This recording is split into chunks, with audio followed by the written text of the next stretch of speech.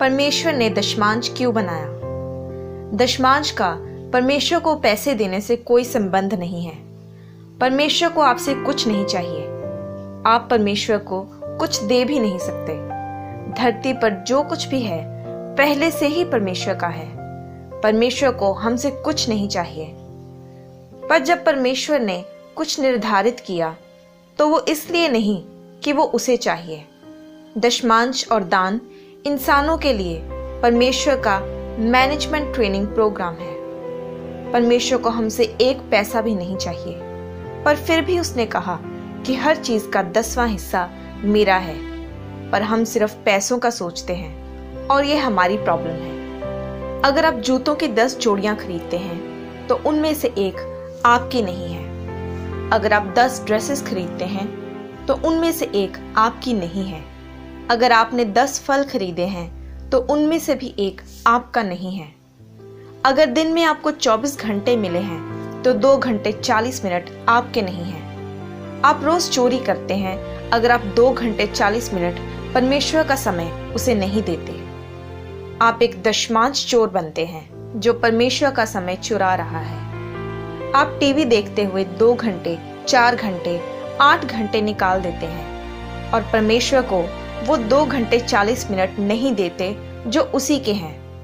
आप 2 घंटे 40 मिनट भी मैनेज नहीं कर सकते। आप पैसों का सोचते हो, पर पैसा आपकी प्रॉब्लम नहीं, मैनेजमेंट आपकी प्रॉब्लम है। परमेश्वर आपको किसी भी समय वो ड्रेस देने के लिए कह सकता है, उनमें से एक आपकी नहीं है। तो दशमांश और दान पैसों के बारे में नहीं, पर मैनेजमेंट के बारे में है। परमेश्वर ये कहता है कि क्या आप लगातार हर चीज का 10% मेरे लिए निकाल सकते हैं? हर चीज का 100% परमेश्वर का है। अगर आपको 10,000 रुपए मिले हैं तो उनमें से 10,000 ही परमेश्वर के हैं। परमेश्वर ने आपको 10% निकालने को कहा और आपके पास बचे 90%, पर वो सब 100% परमेश्वर के ही हैं। तो फिर अगर वो 10,000 परमेश्वर के ही हैं तो वह क्यों आपको 10% निकालने को कहता है? ये बात उस 1,000 रुपए की नहीं है जो आप निकालेंगे, पर आपकी उन पैसों को निकालने की काबिलियत के बारे में है। आपकी मर्जी, आपके कंट्रोल, आपके उस पैसों को निकालने के डिसिप्लिन के बारे में है। वे आपके डिसिप्लिन के पीछे है। अगर आप वे 10% अच्छी तरह से मैनेज कर रहे हैं तो वह आप पर बाकी के 90% के लिए भी खुशी से भरोसा करता है।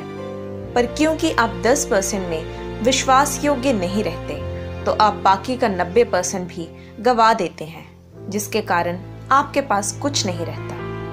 तो फिर आप परमेश्वर को बताते हैं कि इस महीने के दशमांश मैं नहीं दे पाऊंगा क्योंकि इस बार पैसों में बहुत तंगी आई है। तो परमेश्वर भी कहता है कि तुम बोल क्या रहे हो, तुम्हारा उद्धार, तुम्हारी सैल्वेशन उस टाइथ में ही है। अब हम देखेंगे कि दशमांश देने से आपके जीवन पर क्या असर होता है। इनमें से हर शब्द मैनेजमेंट के लिए है। अगर आप अपने दशमांश और दान समय पर देते रहें तो पहले जो आपके जीवन में आता है वो है अकाउंटेबिलिटी, यानी हिसाब की जिम्मेदारी। दूसरा है डिसिप्लिन। जब भी आप दशमांश निकालते हैं तो आपको हर बार ऐसा करने के लिए कंट्रोल चाहिए। तीसरा ऑनेस्टी। एक टाइथर बनने के लिए आपको ऑनेस्ट होना जरूरी है, क्योंकि आपको कोई नहीं देख रहा सिवाय परमेश्वर के।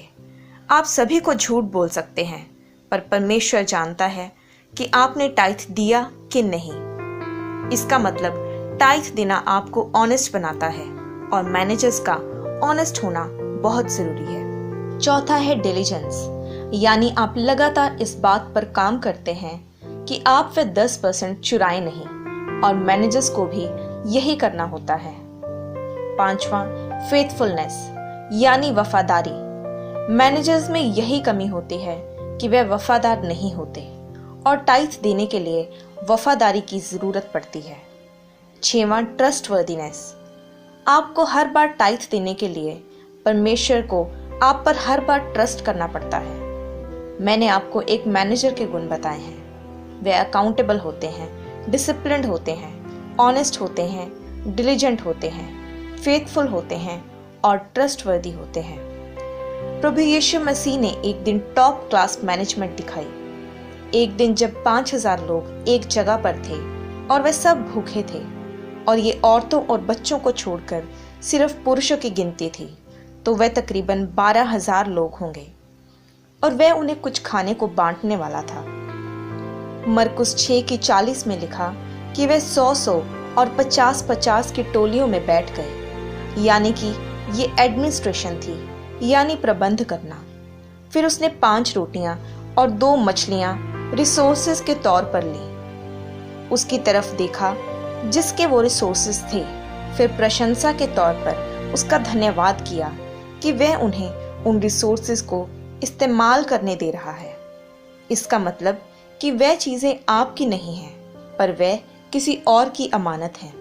फिर उसने वह अपने चेलों को दी कि वह आगे लोगों को दे, यानी डेलीगेशन, यानी काम सौंपना। लोगों ने वह खाया और वह सब खाकर तृप्त हो गए। ये कस्टमर सर्विस थी और लिखा है कि चेलों ने हर टुकड़ा उठाया। आप ये इमेजिन करें कि 12000 जन एक खुली जगह पर हैं और रोटियां और मछलियां तोड़ रहे हैं, तो आपको वहां रोटियों के टुकड़े और मछलियों की हड्डियां कैसे इकट्ठी करनी हैं जो वहां घास में गिरी होंगी। यूहन्ना 6:12 में उसने कहा कि बचे हुए टुकड़े इकट्ठे करके ले आओ कि कुछ भी वेस्ट ना किया जाए। आज लोग वेस्ट करने के कल्चर पर बने हैं और आज भी अगर आप कहीं बफे पर जाएं तो आपको पता है कि आपकी प्लेट छोटी पड़ रही है, पर फिर भी आप अपनी प्लेट को ऊपर तक भरते हैं, बैठकर खाते हैं और आधा खाना प्लेट में ही छोड़ देते हैं। आप एक बैड मैनेजर हैं और परमेश्वर इसे आपके नाम के साथ लिख लेते हैं। यीशु ने उन्हें क्यों टुकड़े इकट्ठे करने को कहा? वे टुकड़े जरूरी नहीं थे, पर वह उन्हें कुछ सिखा रहा था। आप टुकड़े भी वेस्ट नहीं करते। परमेश्वर के वचन से रिलेटेड और भी वीडियोस को देखने के लिए आप हमारे चैनल जीसस टीवी को सब्सक्राइब करें और नोटिफिकेशन के लिए आप बेल आइकन पर क्लिक करें।